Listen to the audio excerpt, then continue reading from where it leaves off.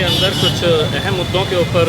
चर्चा हुई है। एक तो ये चर्चा हुई है कि औरंगाबाद के जिलाधिकारी सुनील चौहान साहब को इलेक्शन कमीशन ने एज एन ऑब्जर्वर बोल के बिहार को भेज दिया है। तो मैंने ये सवाल उठाया है कि अगर हमारी प्रायोरिटी कोरोना है,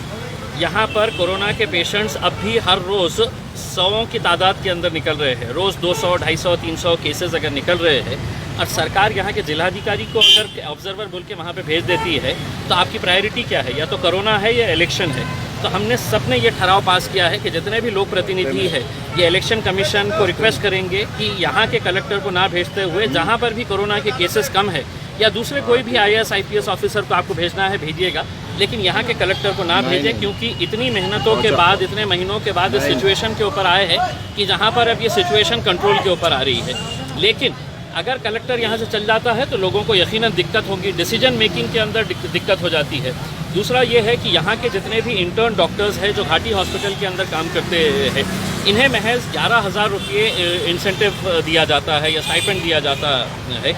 जबकि दूसरे शहरों की अगर हम तुलना करें, चाहे वो मुंबई के हॉस्पिटल्स हो, पूना के हो, रत्नागिरी हो, थाने हो या जलगांव जैसी जगह के ऊपर भी वहाँ के इंटर्न्स को 30-30 हज़ार रुपये या 50,000 रुपये के बीच में दिया जाता है, जबकि औरंगाबाद के इंटर्न्स को महज 11,000 रुपये दिया जाता है। तो ये भेदभाव क्यों? अगर ये डॉक्टर्स काम कर रहे हैं तो उन्हें भी उतना मुआवजा उन्हें मिलना चाहिए। इस तरह का प्रस्ताव जब हमने पहले भी चर्चा की थी तो 4 सितंबर को जिलाधिकारी के पास ये प्रस्ताव आ चुका है, लेकिन आज भी उन्होंने वही सरकारी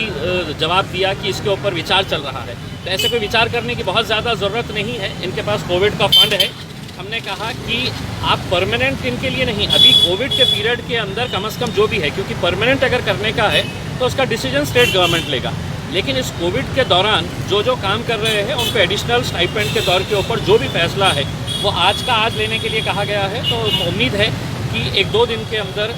इस बारे में कुछ ना कुछ फैसला, पॉजिटिव फैसला ये इंटर्न डॉक्टर्स के बारे में लिया जाएगा। तीसरा ये है कि रेमडेसिविर इंजेक्शन के बारे में जो बताया जा रहा है कि हमारे ये मेडिकल स्टोर के ऊपर है, ये हॉस्पिटल के पास उपलब्ध है, जबकि हकीकत ये है कि बहुत सारे पेशेंट्स को जब ये कहा जाता है कि तुम जाकर ये इंजेक्शन लेकर आओ, तो कई दुकानों के ऊपर जाने के बाद, घूमने फिरने के बाद उसको ये पता चलता है कि ये इंजेक्शन अवेलेबल नहीं है। तो हमने ये कहा है कि आप 2 ऑफिसर्स जो food and drug administration FDA के हैं, उनके नंबर्स है तो आप हाईलाइट करिए, ताकि पेशेंट अगर 4 दुकानों पे गया और उसको ये कहा गया है कि इंजेक्शन अवेलेबल नहीं है तो वो फ़ौरन है तो उस नंबर के ऊपर कांटेक्ट कर सकता है और वो FDA के जो ऑफिसर्स हैं वो उसे गाइड कर सकते हैं कि आपका ये इंजेक्शन यहाँ पर अवेलेबल है, आप यहाँ से कलेक्ट कर सकते हैं। तो इस बारे में कुछ अहम चर्चा की गई है। दूसरा, घाटी के हॉस्पिटल के अंदर की जो सिक्योरिटी के ताल्लुक से जो चर्चा की गई है,